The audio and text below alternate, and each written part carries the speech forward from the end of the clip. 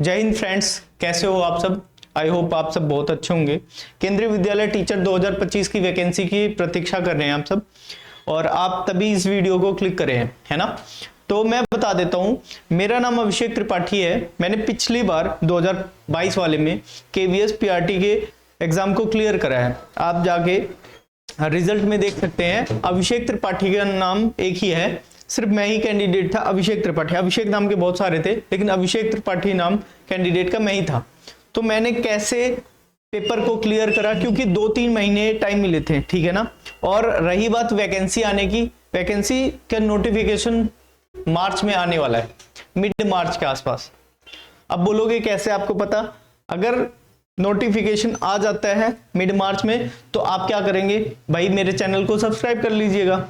नहीं आता है तो आप जो भी कमेंट ओपन रहेगा हमेशा, कभी डिसेबल नहीं किया जाएगा, ठीक है ना। आप लिख सकते हैं, लेकिन याद रहे जरूर आना है। फिर आज की वीडियो में मैं क्या चर्चा करूंगा कि भाई eligibility criteria primary teacher, specially primary teacher के लिए क्राइटेरिया क्या होगा, एग्जाम पैटर्न क्या है, एग्जाम मोड क्या है, और मार्किंग क्या है। मार्किंग मतलब ऐसा है, नेगेटिव मार्किंग है कि नहीं है, मार्किंग के बारे में। सिलेबस क्या है, सोर्स कहां से पढ़ा जाए और कैसे तैयारी करें। अगर किसी को कोई दिक्कत है तो मेरे इस व्हाट्सएप नंबर पे व्हाट्सएप करके सजेशन ले सकता है। कुछ भी नोट से रिलेटेड किसी चीज से प्रॉब्लम हो तो मेरे पास में व्हाट्सएप करना है, कॉल नहीं करना है, ठीक है। अब सबसे पहले क्राइटेरिया देखते हैं। क्राइटेरिया, एजुकेशनल क्राइटेरिया क्या होगा कि भाई बंदे ने क्या क्या कर रखा है। या तो उसने 12th पास आउट हो, इसका मतलब सीनियर सेकेंडरी का मतलब 12th पास आउट हो, और 50% होनी चाहिए कम से कम, और 2 ईयर का डिप्लोमा, जिसको डीएलएड कहते हैं, या जेबीटी कहते हैं कहीं कहीं, और कहीं कहीं बीटीसी कहते हैं। यूपी में बीटीसी, हरियाणा में जेबीटी, और डीएलएड ऑल ओवर इंडिया में कहते हैं इसको, ठीक है। डीएलएड हो, 50% अंक हो, किसमें, 12वीं में हो। 12वीं में 50% से कम नहीं होना चाहिए, ठीक है। सबसे पहले यहां तक देख लिया हमने eligibility criteria. 1 minute, just a minute, ये ऊपर से कट रहा है।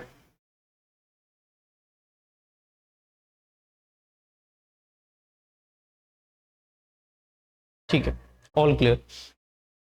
देखिए भाई, ये हमारे पास में।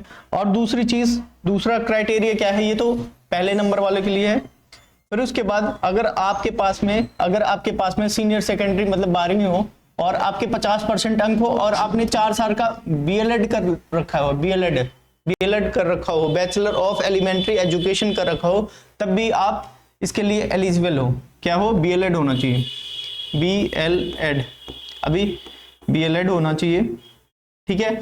12th हो, सबसे पहले 50% अंक होने चाहिए, इसमें 50% मार्क हो, प्लस ये हो, तब भी आप फॉर्म भर सकते हो, ठीक है। इसके बाद आपके पास में तीसरा क्राइटेरिया क्या है, तीसरा वाला है, आप सीनियर सेकेंडरी हो, और आपके पास में 50% अंक हो, और डिप्लोमा आपने ले रखा हो स्पेशल एजुकेशन में। किस में ले रखा हो, स्पेशल एजुकेशन में, ठीक है ना। अगर आपने स्पेशल एजुकेशन में डिप्लोमा ले रखा है तो आपका तब भी मान्य होगा। तो आपके पास में क्या क्या ऑप्शन हो सकते हैं देख लीजिए, मैं फिर से बता देता हूं। 12th होनी चाहिए 50% मार्क के साथ में, प्लस आपके साथ में जेबीटी हो, जेबीटी, बीटीसी हो, और आपके पास में डीएलएड हो, डीएड भी कहते हैं, डीएलएड, स्पेशल एजुकेशन हो, कौन सा, डिप्लोमा,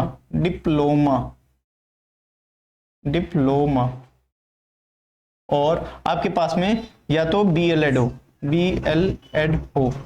आप इस प्राइमरी पोस्ट के लिए भर सकते हैं। बीएड वाले हटा दिए गए हैं। लेकिन अब एक चीज और बता रहा हूं मैं, एनआईओएस, एक मिनट,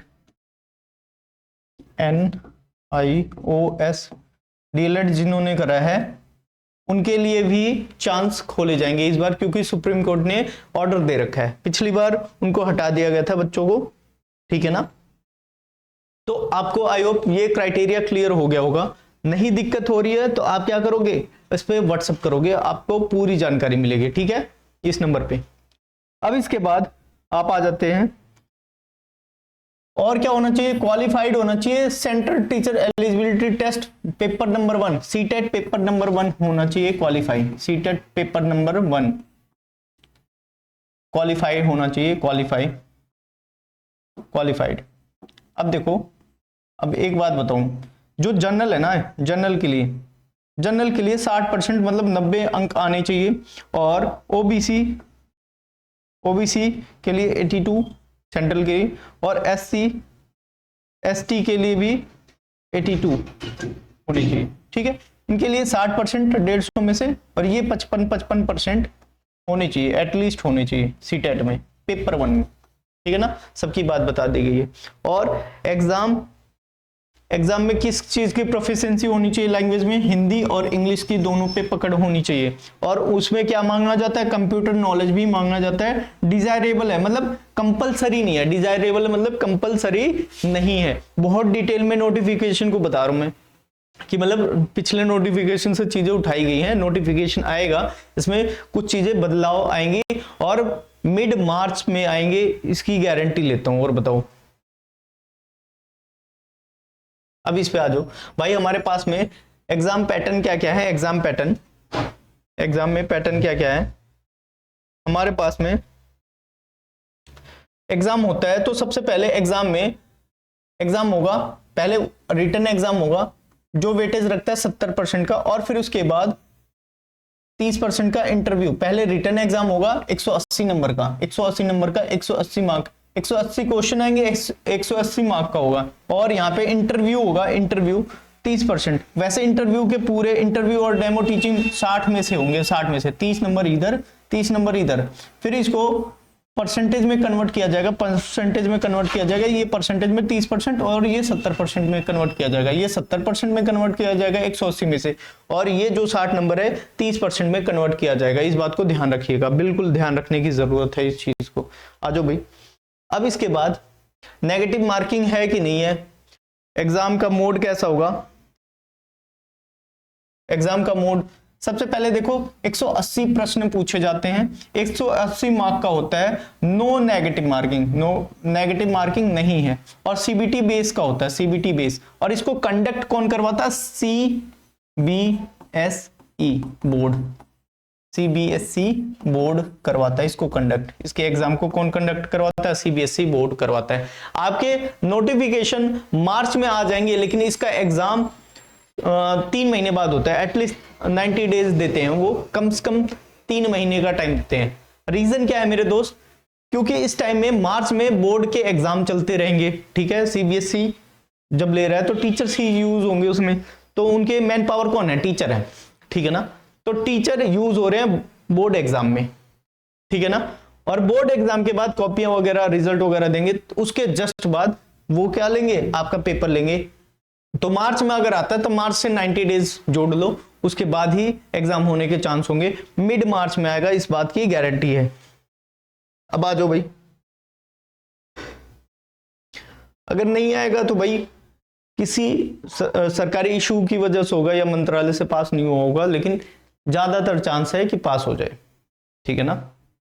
साइन वाइन अटकेगी तो अलग चीज है। अब सिलेबस के बारे में देख लेते हैं, सिलेबस क्या क्या है, सिलेबस, ठीक है ना। पाठ्यक्रम क्या है, पाठ्यक्रम क्या क्या है, पाठ्यक्रम में कर्म नहीं कर्म, पाठ्यक्रम में क्या है। तो देखो भाई, पार्ट 1 में क्या आएगा, पार्ट 1 में लैंग्वेज पूछी जाती है। लैंग्वेज कौन कौन सी है, हिंदी और इंग्लिश, 10 नंबर की हिंदी, 10 नंबर की इंग्लिश, 10 नंबर की हिंदी, 10 नंबर की इंग्लिश मेरे बच्चे। अब यहाँ पे पार्ट 2 में आपको पूछा जाएगा जनरल अवेयरनेस, ठीक है, रीजनिंग पूछी जाएगी, और क्या पूछा जाएगा, कंप्यूटर पूछा जाएगा। ये 20 मार्क है, 5 नंबर की रीजनिंग, 10 नंबर का जनरल अवेयरनेस और 5 नंबर का कंप्यूटर, ये आता है, ठीक है ना।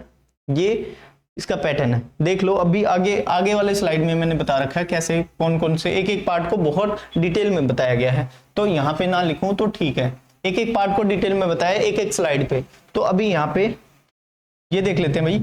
पार्ट 3 में क्या क्या है हमारे पास में, prospectives on education and leadership. ये हमारे पास में आपने जो डीएलएड में पढ़ा है ना, डीएलएड में या जेबीटी या बीएड में जो पढ़ा है वो आएगा। और फिर उसके बाद 80 नंबर का आपका क्या आएगा, ईवीएस और हिंदी इंग्लिश और मैथ, ये आपके आएंगे। लेवल कहां तक रहेगा इसका, लेवल बताते हैं क्लास 12 तक का लेवल बताते हैं, लेकिन पिछली बार आया था 5th क्लास तक के लिए आया था, 5th क्लास का बहुत आसान आया था, बहुत आसान। एग्जाम पीछे वाले देखेंगे तो आसान आया था। तो आप एनसीईआरटी को छोड़ नहीं सकते, एनसीईआरटी बुक के सोर्स को पकड़ लो, एनसीईआरटी को पकड़ लो। किसको पकड़ोगे, एनसीईआरटी सोर्स को पकड़ोगे, एनसीईआरटी बुक्स को पकड़ लो और रगड़ दो उसको, बिल्कुल एनसीईआरटी को ही पढ़ना है। अब इसके बाद आते हैं मेरे बच्चे पार्ट 1 पे, एक एक चीज डिस्कस करेंगे। पार्ट वन में क्या है, पार्ट 1 में मैंने बताया था लैंग्वेज के बारे में बताया जाएगा। लैंग्वेज इंग्लिश 10 नंबर के 10 क्वेश्चन आएंगे, 10 नंबर, और हिंदी 10 क्वेश्चन आएंगे, ठीक है। पार्ट 2 में देखो, पार्ट टू में हमारे पास जनरल अवेयरनेस था, जनरल अवेयरनेस 10 नंबर का। रीजनिंग मैंने बताया 5 नंबर की है, 5 क्वेश्चन, और कंप्यूटर 5 नंबर के 5 क्वेश्चन है, ठीक है।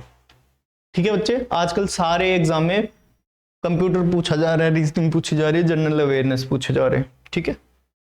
और इसके बाद आ जाते हैं प्रोस्पेक्टिव एजुकेशन, ये जो 60 नंबर का आता है, 60 नंबर का पोर्शन है, 60 क्वेश्चन 60 नंबर के। सबसे पहले अंडरस्टैंडिंग द लर्नर्स को समझना है। इसमें थ्योरी वगैरह आ जाएंगी, जितने बाइगोट्स की पियाजे और जितने हमने सीटेट में पढ़े सारे आएंगे इसमें, ठीक है। ये 2 पोर्शन नया है, न्यू है, ठीक है ना। ये नया नहीं है, वैसे आपने डीएलएड में पढ़ रखा है, बस ये सीटेट में नहीं पूछे जाते, ये सब सीटेट के ही पोर्शन है, सीटेट के, लेकिन थोड़ा हाई लेवल है। ये एडवांस है, थोड़ा डीएलएड से पढ़ना पड़ेगा। एनआईएस डीएलएड पढ़ लो, एनआईओएस डीएलएड पढ़ लो, या डीएलएड की अपनी पुरानी बुकों को उठा लो और आराम से मस्त पढ़ना शुरू कर दो अभी से, ठीक है। बाद में तैयारी नहीं होती है, प्रेशर में रह जाओगे, फॉर्म भरवाने में टाइम लग जाएगा, फॉर्म भरवाने में कम से कम 1 हफ्ता, आज फॉर्म है कल ये है, कौन सा बैच लें कौन सा नहीं लें, प्रेशर में फील करोगे। अभी से पढ़ना शुरू कर दो। ये भैया 15 नंबर का है, ये भी 15 नंबर का है, और ये 10 नंबर का, ये भी 10 नंबर का है, ठीक है। तो ये लास्ट के 3 है, एक और रह गया, अच्छा ये रहा, लास्ट के 3 है। स्कूल मैनेजमेंट वगैरह के लिए ये सारी चीजें आएंगी, स्कूल के लिए ये, लेकिन 2 पोर्शन अलग हैं जो डीएलएड से ही है, डीएलएड से, तो इनको भी ध्यान रखना है। और इनको पढ़ लोगे 60 में से बढ़िया नंबर स्कोर करोगे, यहीं पे सिलेक्शन के चांस ज्यादा होते हैं, इसी पोर्शन पे सिलेक्शन एरिया होता है, बाकी सबके ठीक होते हैं, ये सिलेक्शन एरिया है, ठीक है। आ जाते हैं इसके बाद, अब ये वाले हैं आपने सीटेट में पढ़ रखे हैं, इनको बहुत अच्छे से सीटेट में पढ़ रखे हैं, ये सीटेट लेवल के आएंगे। लेकिन मैं कहूंगा थोड़ा पेपर 1 को ही स्टडी मत करना, पेपर 2 की तरफ भी बढ़ जाना, क्योंकि मैथ है, ईवीएस है, ईवीएस तो 5th तक के लिए पेपर 1 से हो जाएगा, इंग्लिश भी है, पेपर 1 पेपर 2 के मिक्स कर लोगे, अपने आप आपके क्वेश्चन ठीक बनने लग जाएंगे। और ये 80 मार्क के सिलेक्शन वाले एरियाज ये हैं, सिलेक्शन वाले एरियाज कौन कौन से, एक तो 60 ये वाला था, 60 क्वेश्चन ये है, तो भाई 150 में से 140 तो यहीं पे आ गए, 140 यहीं पे आ गए, कैसे आए, 60 नंबर सीडीपी वगैरह से, और 60 नंबर 80 नंबर ये हो गए सब्जेक्ट से, कितने हो गए 140 तो यही हो गए, 40 नंबर अलग होते हैं, वो सबको थोड़ा थोड़ा आता रहता है, तो 40 नंबर इस पे। सिलेक्शन का एरिया यही 2 है, यही 2 पॉइंट है, एक तो पार्ट नंबर 3 और पार्ट नंबर 4 पे सबसे ज्यादा सिलेक्शन के चांस होते हैं ये वाले, ठीक है ना।